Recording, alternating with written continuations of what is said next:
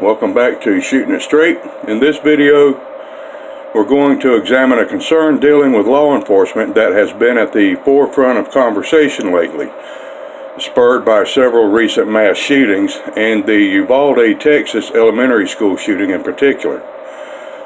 Now, I realize that topics regarding law enforcement are not usually found in gun channels that focus mainly on firearms and shooting. However, some issues are relevant to us, and sometimes understanding particular law enforcement actions can assist us in some ways. Now, since I have personal extensive experience in law enforcement matters, I thought I could share some of that information with you from time to time. Now, I think this concern here today is certainly something that needs to be clarified and addressed. The facts here may shock a lot of people. It may even outrage a few people, all right? It will definitely puzzle most people, myself included. If you think the police are going to protect you, you should probably pay attention here, okay? Now, this is not going to be a hit piece on the police. I know I have several videos out now that tend to give that impression, but in all actuality, I have always had much respect for law enforcement, so much so that I served 25 consecutive years as one myself. Look, it's a tough job that most people can't do. It's an esoteric job, meaning most people can't do it. And it has been named as one of the most stressful occupations in America, according to numerous psychological studies. So yes, I am still pro-police, and I always will be. But police aren't perfect, and they're not above criticism. Now, the horrific Uvalde, Texas elementary school incident, in that incident, people were, and still are, outraged that the cops simply stood by while children were being gunned down, and I'm one of those people. Some want those cops to be prosecuted for neglecting to do their job. Now, this is by far not the first time cops have failed or otherwise refused to act while a citizen or citizens was being assaulted or murdered. The Parkland, Florida incident at the high school back in 2018, which killed 17 people, sparked the debate once again when the SRO there refused to confront the shooter, opting instead to hide between two other buildings for 45 minutes. Now, in this case, the SRO was arrested and prosecuted for his failure to act. Now, generally, it really irks my ass when people who have never been a cop before start criticizing the cops.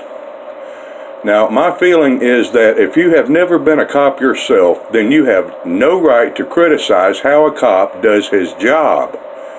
And you should probably just, keep your cock holster shut. But in a few cases, it doesn't take police experience to see that the cop or cops have totally botched the job. Now, sometimes it's just clearly evident, all right? But the big question really is this: are cops legally bound to protect citizens? Well, the answer, no. In general, they're not. They are under no legal obligation to protect you or me unless we are in state custody, such as in a jail, a prison, or something like that. Courts have held this opinion several times, and the most recent one being that Parkland school shooting incident, where the SRO was arrested and charged with neglect of duty for failing to intervene or confront the shooter. Now, in that, a civil lawsuit was filed by several students who claimed that the failure to protect students by the SRO caused trauma, understandably. But U.S. District Court Judge Beth Bloom of Southern Florida tossed out the lawsuit, citing that because the students were not in state custody, meaning that they were not forcibly held, the SRO had no legal obligation to protect them. Now, she's going off of other court precedents. And that opinion was in line with a 2005 SCOTUS ruling, or U.S. Supreme Court ruling, that police do not have a constitutional duty to protect a person from harm. Now, these are court opinions that I personally do not necessarily agree with, but it is nevertheless the precedent opinion of the courts at the moment. Now, that could change later. Who knows? Now, whenever cops are criticized for failing to protect someone, a lot of the pro-police folks like to remind us that cops don't have a duty to protect. Well, yeah, it's a fact that courts have so far decided that cops have no legal or constitutional obligation to save someone's life when the cops are very clearly able to. But that's just a legal precedence that is normally applied to civil litigation. And all it means is that cops are not legally required to act. It does not mean that cops cannot act or should not act. You know, that is left up to the individual states, the oaths of office, and or the individual agency policies. In fact, all of the training implies that cops will intervene, or at least it used to. By the way, what about the ethics of that cop?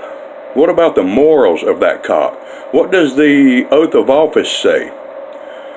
What about the duty and obligation to enforce the law, such as when an attacker is attacking someone? Is that not a crime within itself? Don't they have an obligation to arrest the attacker immediately? You know, that shit stain in the school shooting up the students is committing several felonies, is he not? Yet the cop doesn't have a legal obligation to enforce those laws and to stop the act of committing the crime? I'm pretty sure he does. You know, a cop's primary job is to prevent crime from happening in the first place, as much as he is able to. Should a cop just stand by and watch while a person is getting stabbed to death so that the attacker can go ahead and complete the crime of murder? No, his duty, his obligation, legally, is to immediately intervene to prevent the crime of murder from happening in the first place. If you're a cop and you can't understand that, look, please resign and find a job that you're more competent in, such as somewhere in the fast food industry. Now, although this no legal obligation to protect status is a hard pill for me to swallow, remember I'm old school, I don't think cops should unnecessarily expose themselves to almost certain death or to otherwise just recklessly approach such a situation for the sake of saving a life. You'll probably be doing more damage than good that way.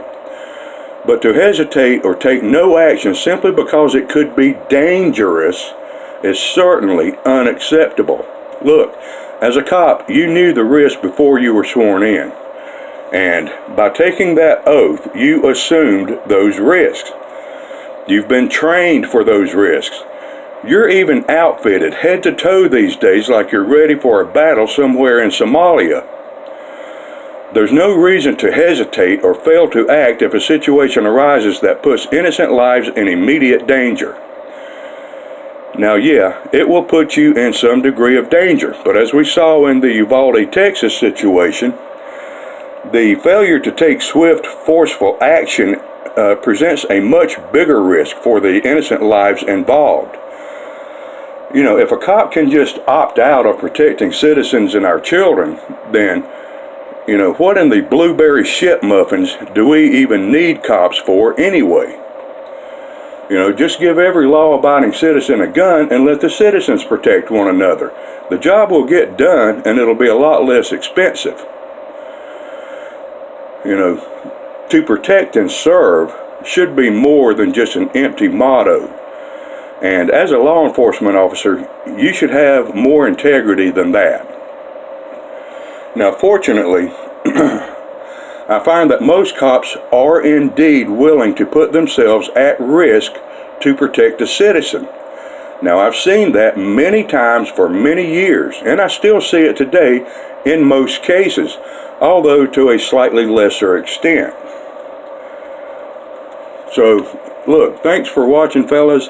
I'm Antonius, and I'm looking forward to shooting it straight with you again soon. Ciao.